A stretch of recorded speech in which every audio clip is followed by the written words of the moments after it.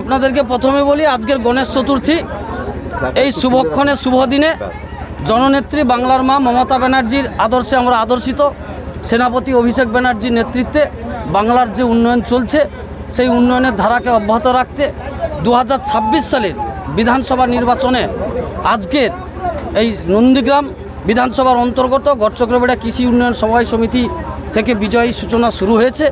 আগামী 2026 সালে চতুর্থবারের জন্য মমতা ব্যানার্জি মুখ্যমন্ত্রী হবে, তার বিজয় সূচনা আমরা এই গড়চক্রবেড়িয়া কৃষি উন্নয়ন সমিতি থেকে শুরু করলাম। আপনারা নিশ্চিত জানেন যে বাংলা বিরোধী, বাংলা ভাষা বিরোধী, বাঙালি বিরোধী বিজেপির পতন নিশ্চিত আগামী 26 সাল। আর গদ্দার শুভেন্দু অধিকারীকে দেখে যাক, এই গড়চক্রবেড়া কৃষি উন্নয়ন সমবায় সমিতিতে মোট 12টি সিট, রাম এবং বাম মিলে, শুভেন্দু এবং সিপিএম বিজেপি মিলে মোট 9টি আসনে ওনারা প্রতিদ্বন্দ্বিতা করেছেন। 3টি আসন বিনা প্রতিদ্বন্দ্বিতায় তৃণমূল কংগ্রেস আমরা জয়যুক্ত ইতিমধ্যে হয়েছি। আজকের লড়াইয়ের মধ্য দিয়ে অবশিষ্ট 9+3 12টি সিটে আমরা জয়লাভ করেছি।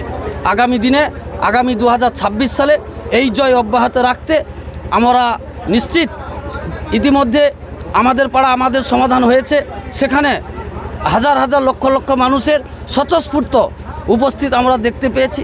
সেখানে আমাদের পাড়া আমাদের সমাধানের সঙ্গে দুয়ারে সরকারও চলেছে, হাজার হাজার মানুষ এসে তাদের আবেদন তারা জমা করছেন।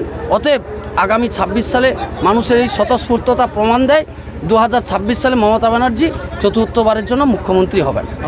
আমার নাম শেখ আলরাজি, নন্দীগ্রাম ব্লক তৃণমূল কংগ্রেসের সহসভাপতি।